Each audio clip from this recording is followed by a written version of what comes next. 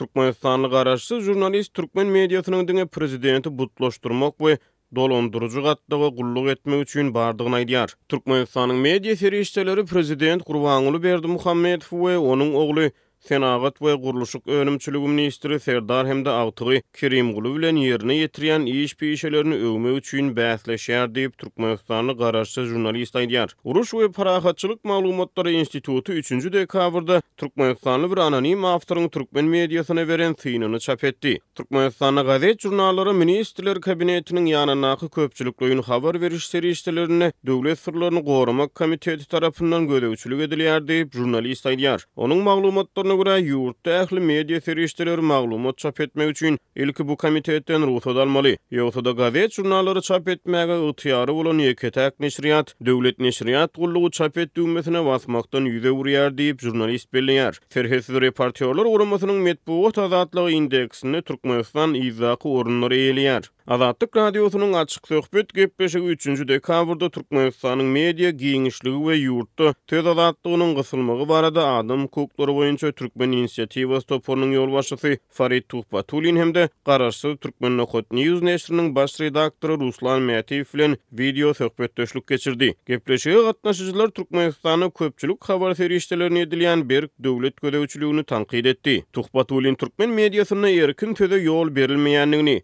onuň diňe döwlet propagandasyny wagt etmek bilen meşgul bolýanyny aýtdy. Mätiýew Türkmenistanyň döwlet mediasyny basmagy ifatlandyrdy we onuň mazmunyny bir sydyrgyn häsiýetlendirdi. Azatlyk radiosy bu video söhbetdeşligi ýakyn günlerde tomoşaçylary ýetirer. Birinji sahypada Berdimuhammedowyň aşa kepsirlenen suraty bolmazdan hiç bir gazet çap edilmeýär diýip Türkmenistanly garaşsyz jurnalist Uruş we parahatçylyk maglumatlary institutyna anonim çap eden synyny aýdýar. Ol döwlet neşirleri barada käbir sanlar okuyucuları hödürleýär. Ýurt boýunça çap edilýän jemi 27 gazetiň ählisi döwlet hiýetçiligindedir. Diňe zaman Türkmenistan gazeti hususy kampaniýa hökmüne hasap alınıpdyr. Bulardan 15 gazet ministrler kabineti tarapyndan esaslandyrlypdyr. Galanlary ministrlikler, bileleşikler we vilayet häkimlikleri tarapyndan döredilipdir. Makalanyň awtory Türkmenistanyň hereket edýän habar saýtlaryna resmi däl görnüşde Milli Howpsuzlyk ministrliginiň gödäwçilik edýändigini aýdýar. Türkmenistanyň 3 tane döwlet habar saýty bar. Olaryň ikisi döwlet habarlar agentligi tarapyndan esaslandyryldy. Soňkusyna döwlet neşriýat gullugy gödäwçilik edýär diýip Türkmenistanly anonim awtor aýdýar. Halkara hukuk toporlary Türkmenistanyň söz we medpuwat azatlygynyň depelenýändigini aýdýarlar. Azatlyk uýguramasynyň hasabatlaryna görä Türkmenistan